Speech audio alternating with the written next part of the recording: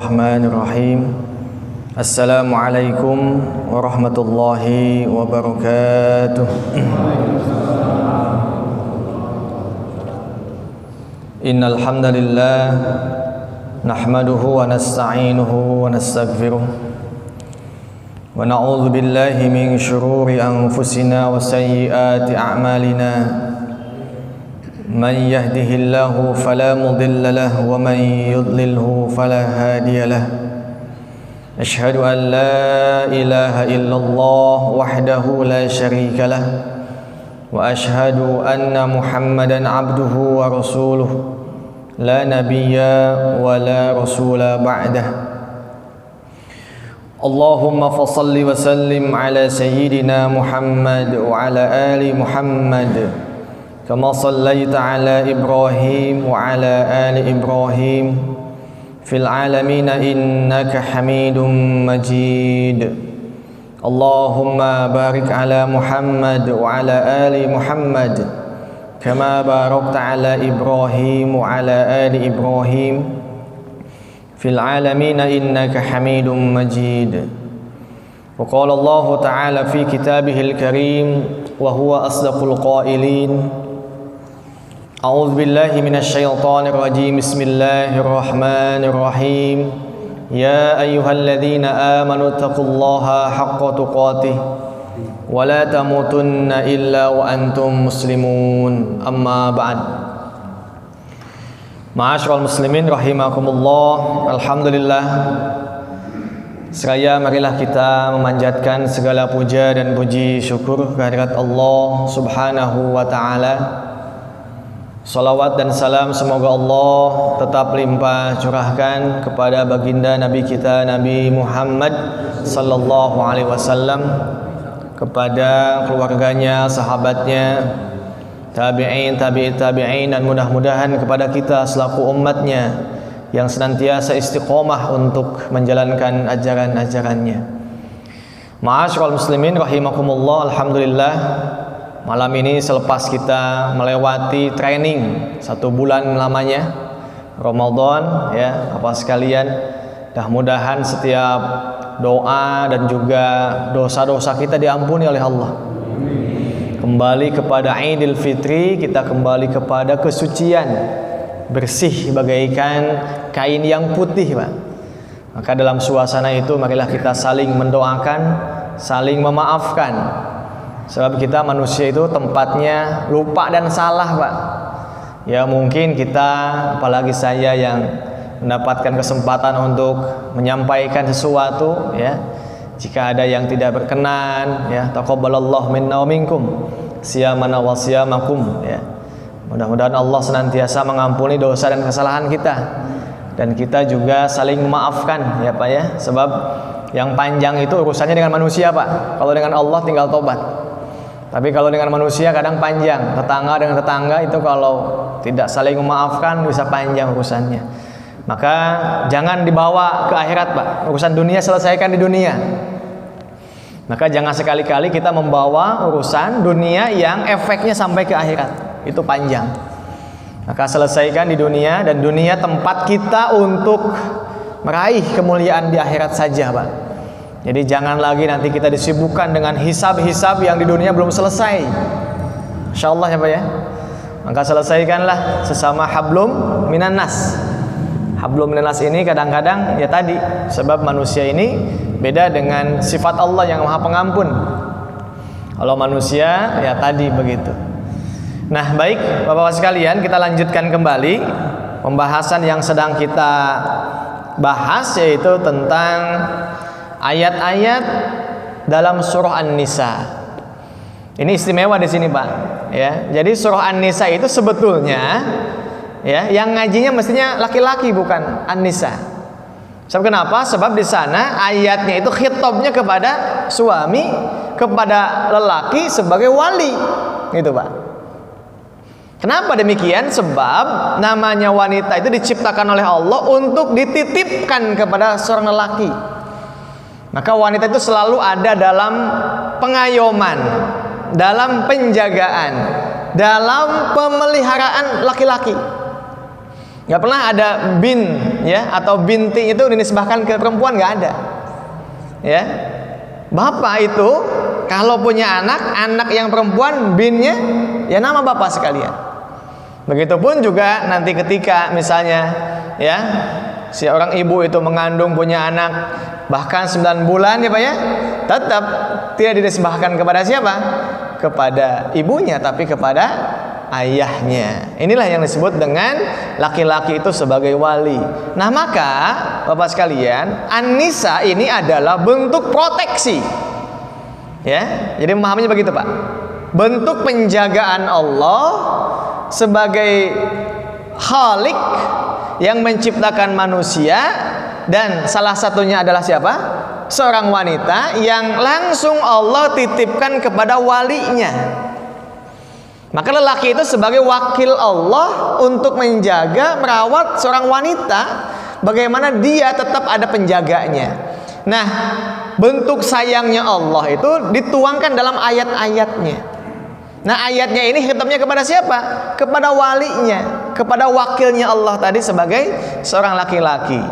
Maka Bapak sekalian, kenapa disebut dengan surah An-Nisa? Sebab memang secara umum isi kandungannya adalah membahas tentang bagaimana proteksi penjagaan Islam terhadap seorang wanita.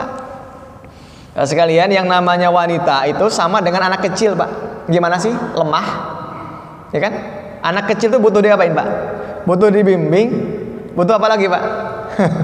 Ditunjukkan jalannya, ya. Kemudian kalau makan ya dikasih nafkah, kewajiban kita sebagai ayahnya. Kemudian juga nanti kalau butuh pendidikan di sekolah, kan begitu. Ya, jadi intinya adalah disinilah pentingnya kita memahami. Nah, maka Bapak sekalian, surah An-Nisa nanti kita akan temukan juga Pak, penjagaan Allah kepada wanita bukan hanya satu surat. Ya, ini yang spesialnya ini. Nanti ada surah At-Tolak.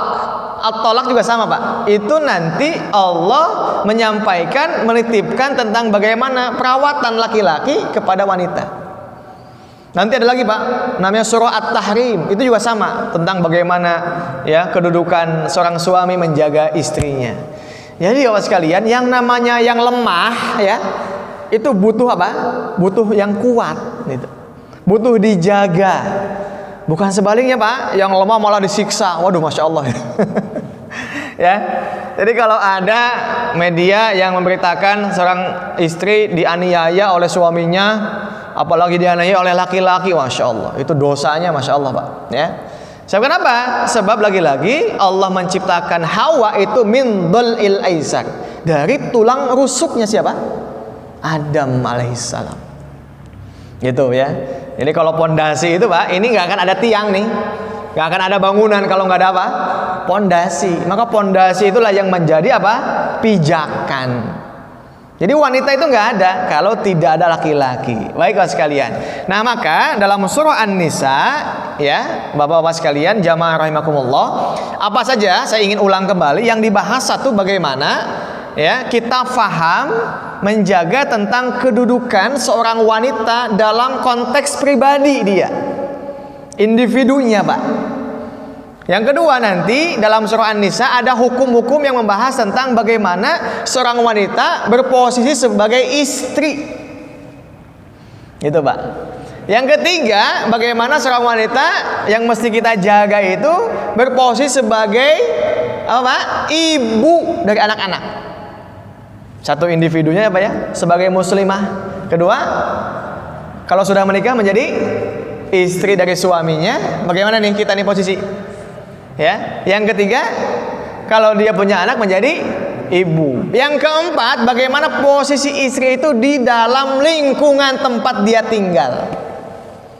Penting Pak, ya. Sebab akhir zaman fitnah itu Pak, fitnah yang paling banyak menimpa kepada siapa Pak? Wanita. Ya, Bapak kalau sudah punya anak gadis harus tahu Pak, bagaimana dia hidup di lingkungannya. Ya, jangan sampai justru Masya Allah ya, akhir zaman ini fitnah yang paling banyak itu menimpa kepada siapa? Sosok seorang wanita. Nah, tentu kalau itu adalah fitnah, ya tidak bisa disalahkan. Lagi-lagi siapa Pak?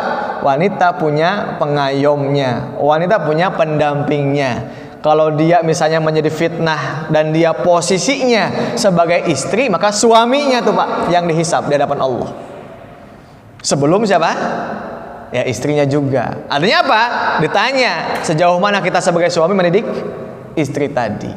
Kalau toh misalnya dia juga gadis misalnya, belum punya suami, yang ditanya siapa Pak? Bapaknya. Bapaknya nggak ada Pak, yatim misalnya dia, siapa yang tanya? Walinya Pak. Begitu Pak. Siapa wali itu? Laki-laki Pak. Wali itu laki-laki Pak. Ya. Jadi kalau dia bapaknya meninggal, berarti bapak ini punya kakak enggak? Laki-laki. Punya adik enggak yang laki-laki? Punya bapaknya lagi yang terus ke atas laki-laki. Itu wali namanya. Maka bapak jangan tanya kenapa kalau wanita dinikahkan pakai wali, laki-laki ya nggak usah pakai, udah sudah jadi wali dia. Jadi laki-laki itu sejak kecil wali sudah dia. Ya, jenis kelamin laki-laki itu. Maka nanti efeknya apa? Tanggung jawabnya beda, kewajibannya berbeda, haknya juga tidak sama. Gitu, Pak. Ini falsafahnya, Pak. Jadi jangan tanya nanti misalnya kenapa bagian laki-laki 2:1. Wow, ngajinya dibaca sejak awal ayatnya. Ya, itu dia pas ngaji awalnya mungkin ngantuk dia. Jadi nggak paham kenapa 2:1. Bahkan dikatakan Islam tidak adil katanya. Kenapa laki-laki nggak sama dengan kewajiban, hak, tanggung jawabnya beda, fisiknya beda, ya, dosanya beda juga, Pak. Ya, hisabnya juga beda. Jadi nggak bisa, Pak. Ya, yang disebut dengan adil dalam Islam itu bukan berarti apa? Sama, ya kan?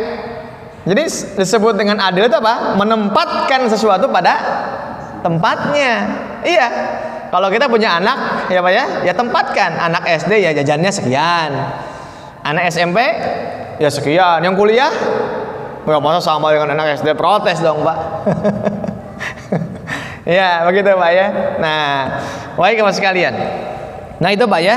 Jadi nanti dibahas. Termasuk nanti yang dibahas adalah bagaimana kewajiban-kewajiban seorang wali itu, ya. Kemudian juga kewajiban bagaimana tentang tadi Pak ya, bagian-bagian pusaka. Kemudian di An-Nisa juga dibahas tentang siapa al-muharramat, ya. Siapa wanita yang haram selamanya untuk dinikahi. Ada sifatnya mu'abbad, ada yang mu'aqqad.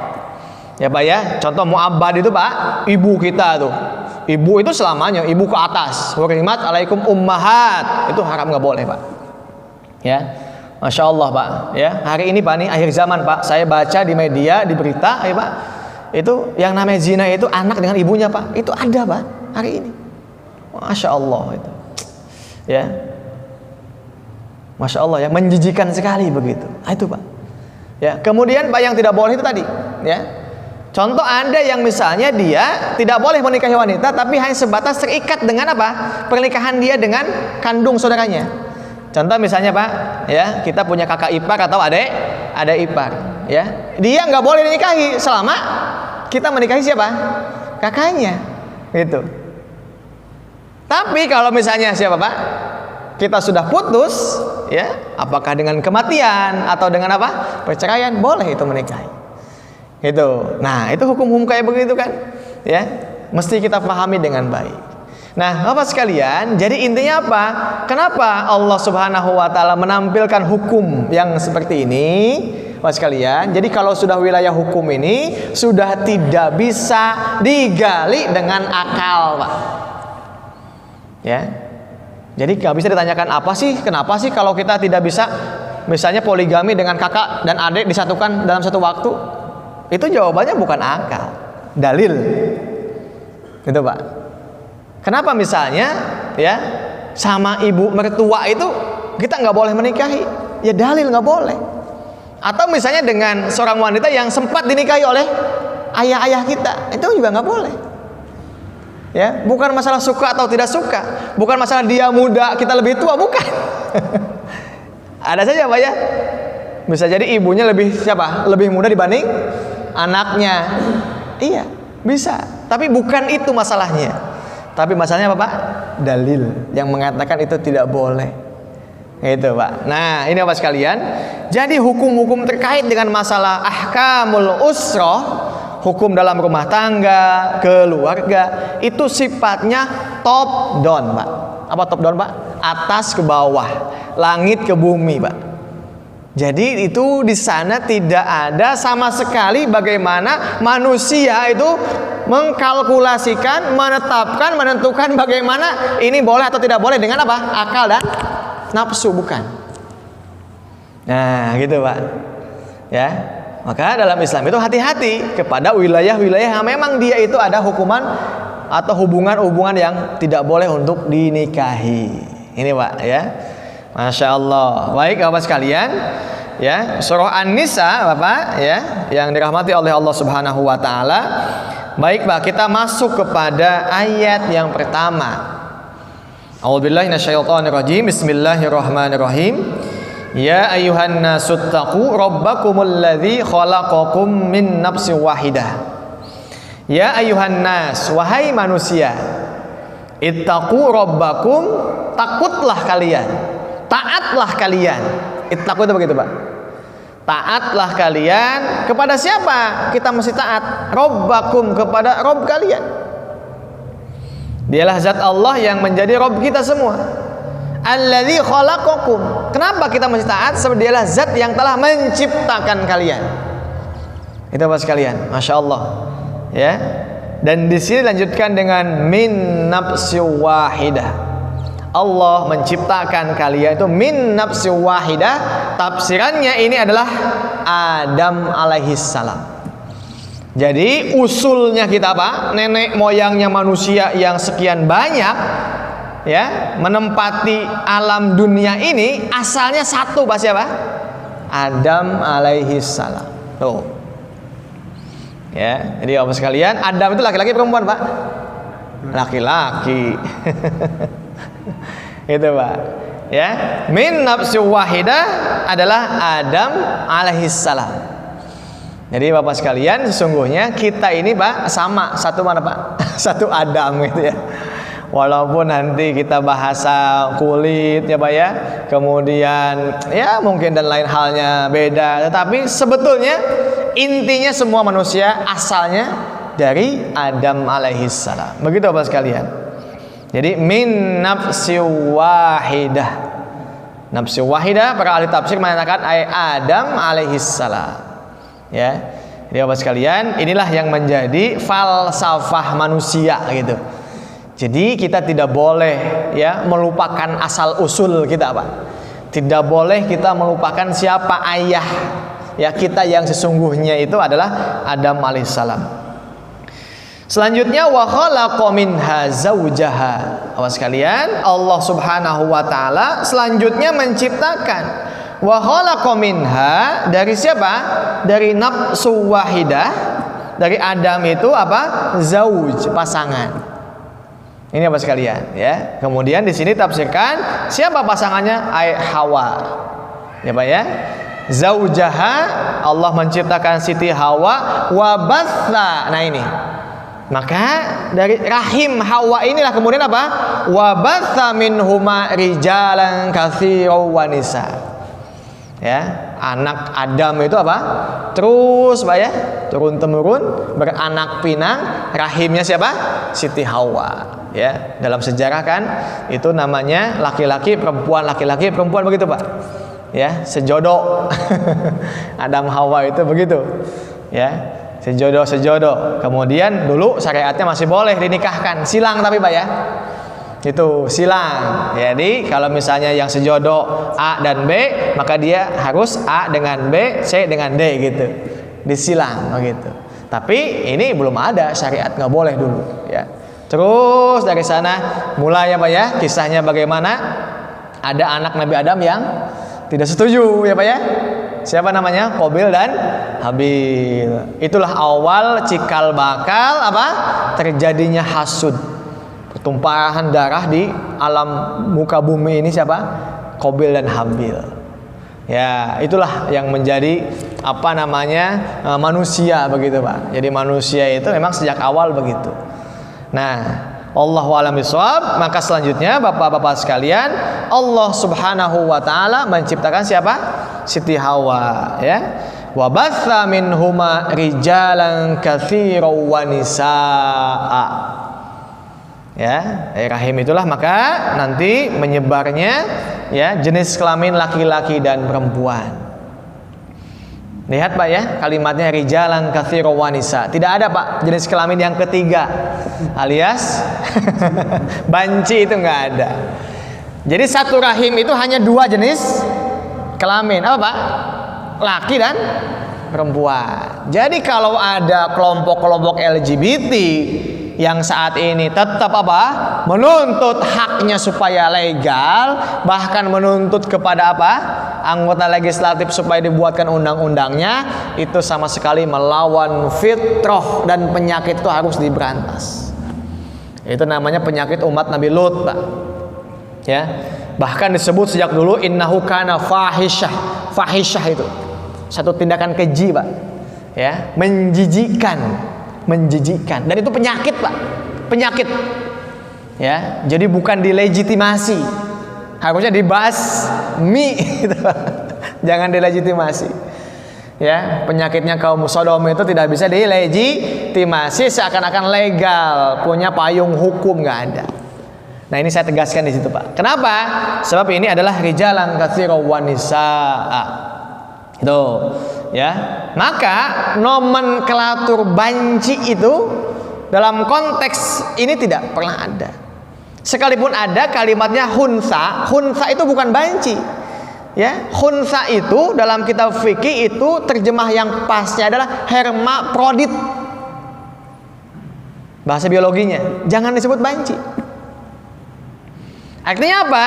Dia memang sejak lahir punya jenis kelamin ganda.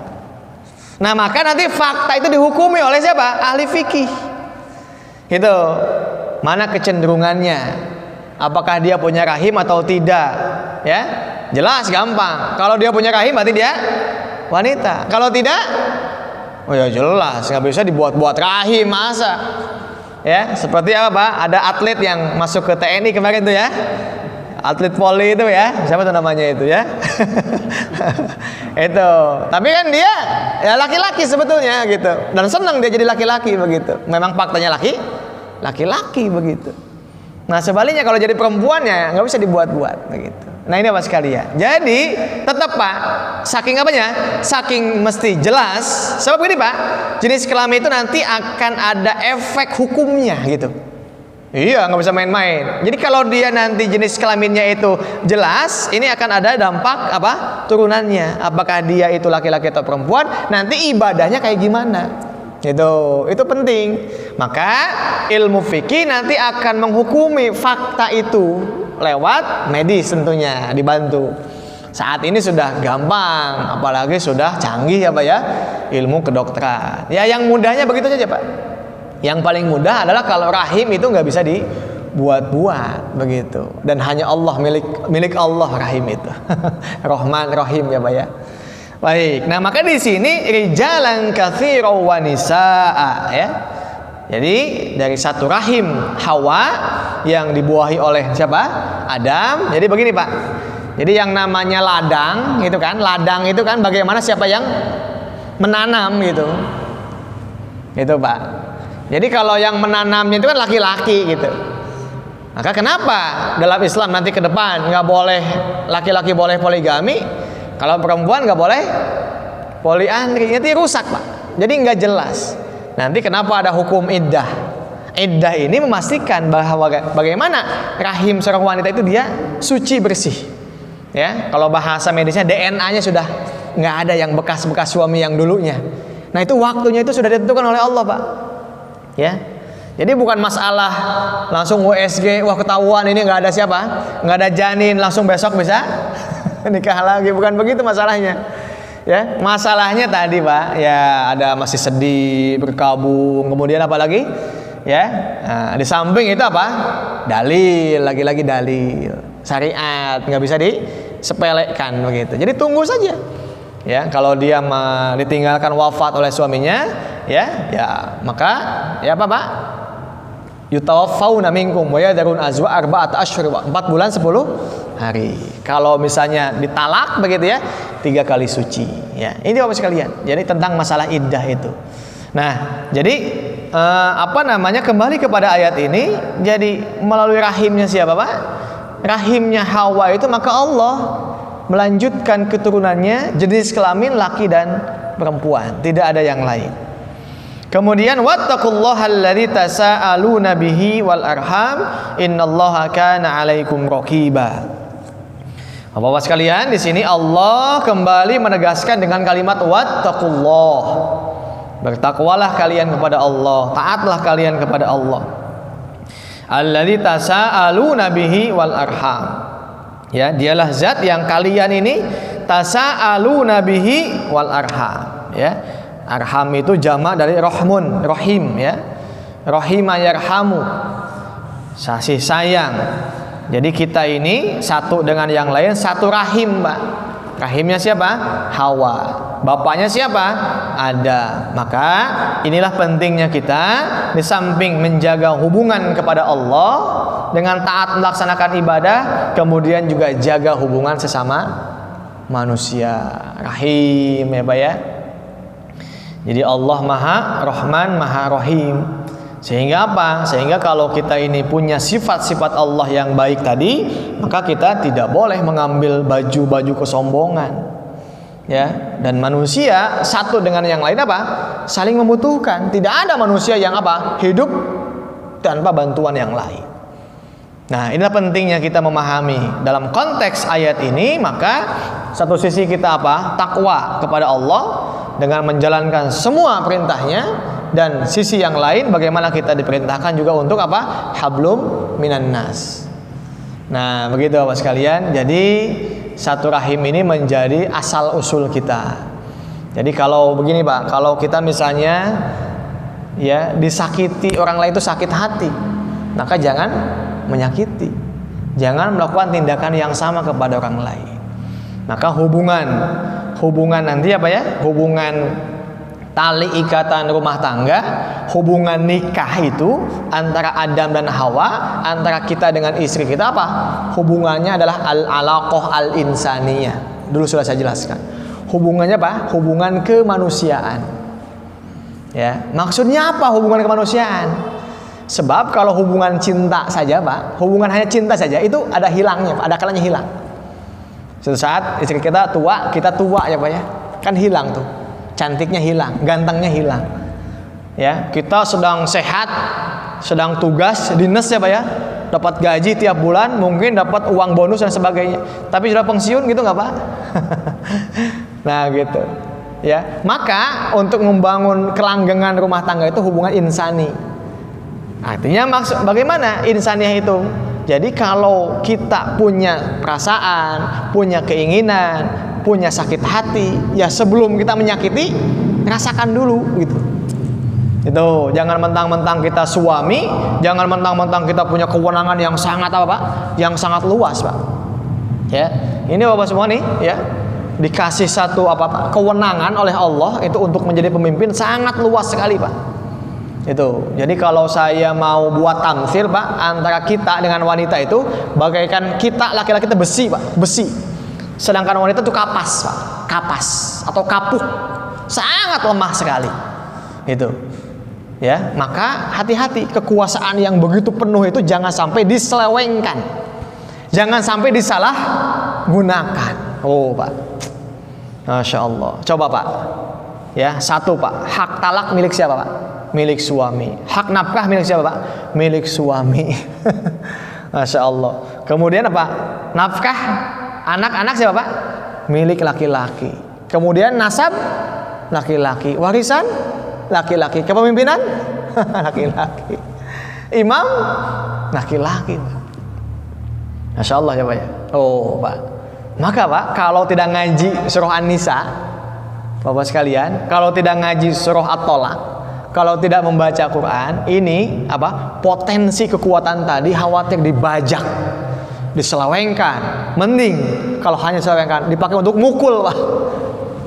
Oh, bahaya ini Pak. Dalam waktu yang sama dipakai untuk mukul siapa Pak? Tadi kapas yang sangat lemah tadi. Masya Allah. Nah ini pentingnya Bapak sekalian. Maka di ayat terakhir, innallaha kana alaikum raqiba.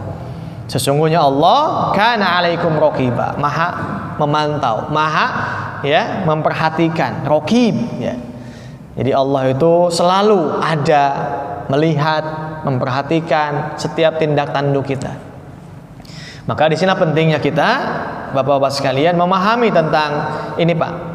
Jadi kalimat siapa yang menciptakan, kemudian siapa Tuhan kita.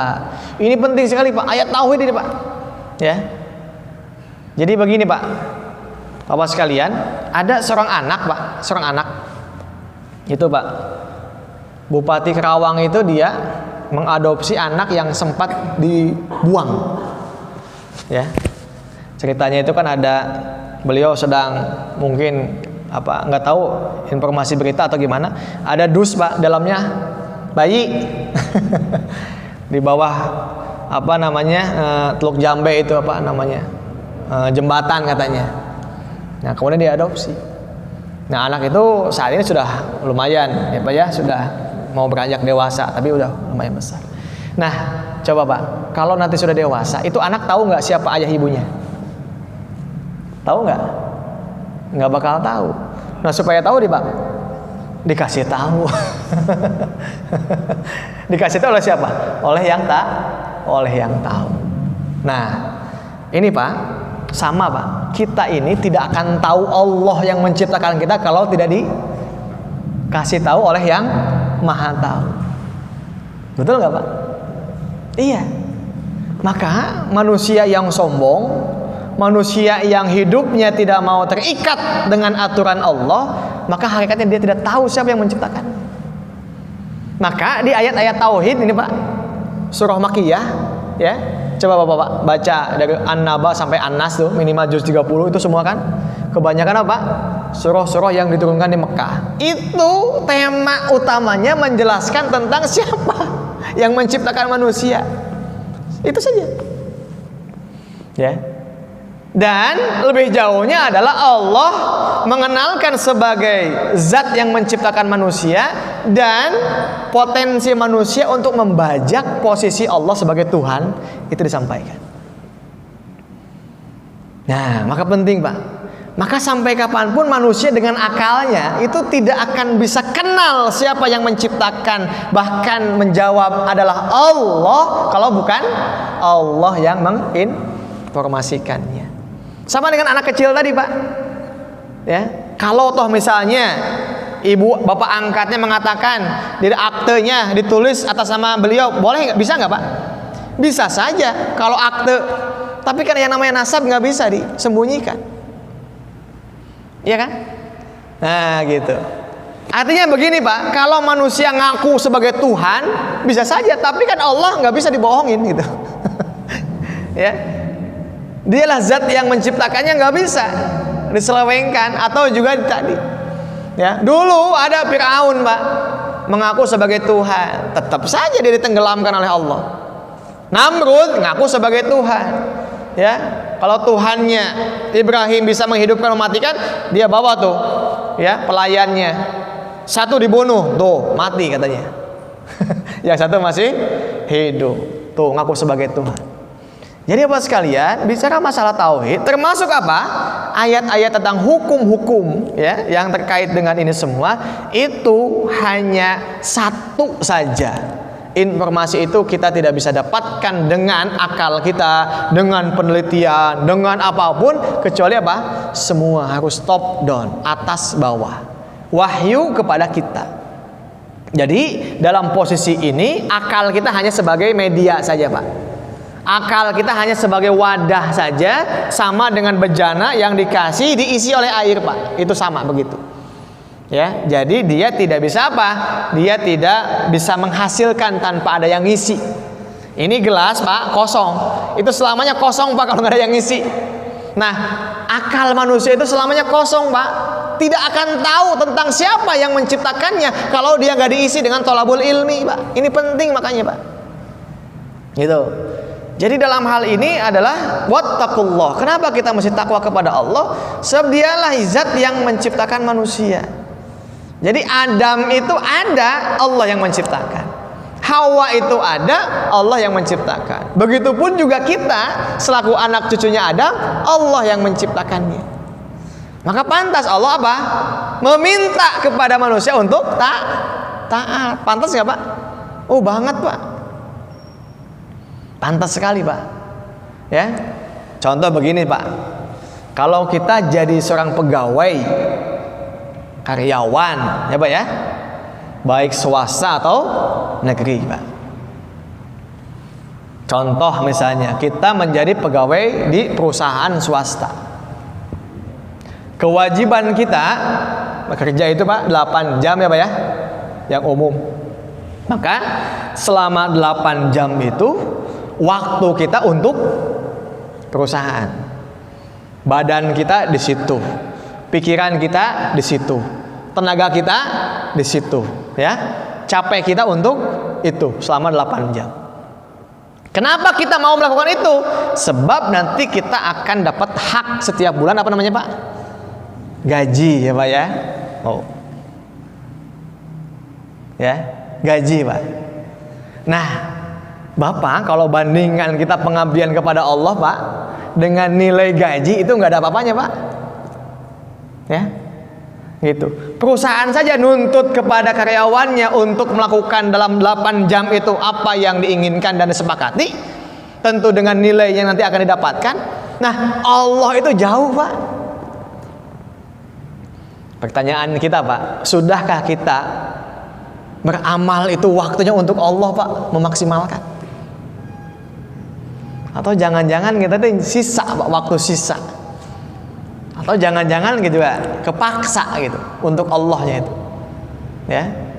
Nah, awas sekalian, jadi kalau perusahaan itu hanya ngasih gaji, yang gaji itu adalah nilainya materi, dan itu kalau mau dibandingkan juga nggak sebanding Pak, itu. Apalagi ya Allah yang sudah ngasih nyawa kehidupan. Yang namanya dunia apa sih Pak? Dunia itu satu bersifat fisik. Dunia itu bersifat materi. Materi itu gimana Pak? Sifatnya berubah. Nggak ada yang langgeng, nggak ada yang kekal abadi. Kita punya uang 100.000 Pak. Kalau uang 100.000 itu disobekin, sobek nggak Pak? Dibuang hilang nggak? Hilang. Itu materi Pak. Kita beli handphone, harganya 2 juta. Hari ini 2 juta. 2 tahun kemudian masih 2 juta nggak Pak? Oh nggak ada Pak. Kalau dijual 2 juta ada yang mau beli nggak Pak? Nggak ada. 4 tahun kemudian? Nggak ada. Istri kita masih tua atau muda terus Pak? Dulu waktu menikah kita masih muda ya Pak ya. Itu namanya materi Pak. Nah, jadi kalau dunia itu Pak, sifatnya semua Pak terbatas, ada nilainya. Tapi kalau akhirat nggak ada Pak. Ya.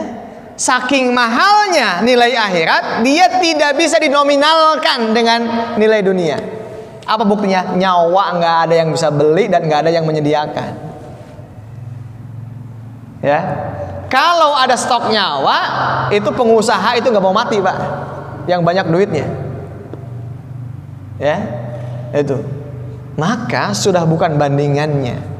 Nah, dengan demikian, kalau seandainya kita di dunia ini yang terbatas, gitu ya, dikalahkan gitu dengan sesuatu yang kita nggak punya nilai sama sekali, maka aneh. Tapi kalau kita paham betul bahwa dunia ini yang terbatas, tapi bagaimana yang terbatas menjadi tidak terbatas, nah kita akan betul-betul. Maka Allah katakan wal akhiratu khairu wa abqa, wal akhiratu khairul laka minal ula. Lihat Pak, akhirat itu lebih kekal, akhirat itu lebih baik. Jadi kalau kita punya uang 100.000 supaya nilainya menjadi keabadian, diapain tuh Pak? Bisa disedekahkan, bisa diwakafkan, bisa dibelanjakan di jalan Allah dalam hal-hal yang kebaikan. Jadi hakikatnya kita sudah memanjangkan usia hidup kita panjang, itu namanya Pak. Jadi sebetulnya kalau kita paham, hidup di dunia ini adalah media untuk bagaimana kita mengubah dari amal-amal yang terbatas, yang bersifat materi, yang akan binasa menjadi apa? Amal yang selama-lamanya tidak terbatas dan tidak akan binasa. Apa itu, Pak? Akhirat. Jadi di dunia ini apa, Pak? Bagaimana kita melakukan amal untuk hidup selama-lamanya, bukan hidup yang akan ditinggalkan. Salah. Betul, Pak? Iya. Bapak punya uang di deposito, Pak ya. Misalnya, Bapak meninggal, itu susah, Pak, ngambilnya, Pak. Yang nekernya sudah nggak bisa. Tuh, Pak, dunia mah gitu, Pak. Coba lamun misalnya eta depositokeun teh, Pak, diwakafkeun habis semuanya, sudah Bapak tinggal ketemu nanti. Ya. Masih mending, Pak, nanti bisa ada wasiat misalnya. Kalau ada wasiat, kalau tidak jadi konflik tuh, Pak. Anak-anak kita ingin apa tuh? Deposito itu. Ya. Jadi Bapak sekalian, inilah penting kenapa kita wattaqullah. Sebab yang akan sampai itu apa, Pak? Nilai-nilai iman, amal soleh kita. Maka kenapa amal-amal kita itu mesti dilandasi oleh iman? Sebab yang namanya fisik hanya sampai liang lahat. Ini, Pak, ini jasad kita. Sudah. Ya, Pak ya. Jasad itu nanti kembali ke tanah, sudah selesai, Pak. Tapi ruhnya itu tidak akan mati selama-lamanya. Itu.